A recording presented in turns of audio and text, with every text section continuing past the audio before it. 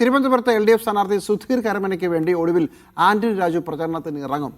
തെരഞ്ഞെടുപ്പ് പ്രവർത്തനങ്ങളിൽ നിന്ന് ആന്റണി രാജു വിട്ടുനിന്നത് വിവാദമായതിന് പിന്നാലെയാണ് ഇപ്പോൾ തീരുമാനം മാറ്റിയിരിക്കുന്നത്. ഇന്ന് വൈകിട്ട് നടക്കുന്ന വഞ്ചൂർ മണ്ഡലം കൺവെൻഷന്റെ ഉദ്ഘാടനം ആന്റണി രാജുവാണ് നടത്തുക.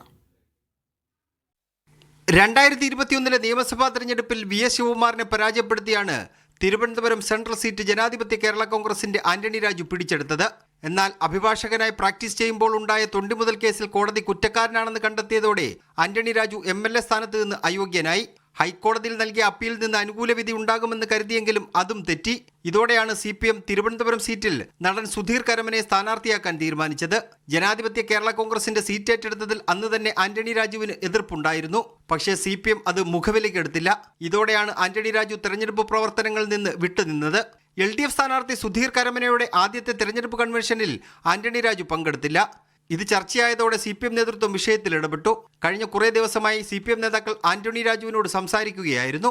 ആദ്യമൊന്നും വഴങ്ങാതിരുന്ന ആന്റണി രാജു ഒടുവിൽ പ്രചരണത്തിനിറങ്ങാമെന്ന് സമ്മതിച്ചു. ഇന്ന് വൈകിട്ട് നടക്കുന്ന വഞ്ചൂർ മേഖലാ കൺവെൻഷൻ ആന്റണി രാജുവാണ് ഉദ്ഘാടനം ചെയ്യുന്നത്. തീരദേശ മേഖലകളിൽ സ്ഥാനാർത്ഥിക്കൊപ്പം പോയി വോട്ട് തേടണം എന്ന നിർദ്ദേശവും ഇടതുമുന്നണി നേതൃത്വം ആന്റണി രാജുവിന് മുന്നിൽ വെച്ചിട്ടുണ്ട്. വരും ദിവസങ്ങളിൽ സജീവമായി ആന്റണി രാജു ഉണ്ടാകുമെന്ന് നേതാക്കൾ പറയുമ്പോഴും അത് കാത്തിരുന്ന് കാണണം. മീഡിയ 1 തിരുവനന്തപുരം.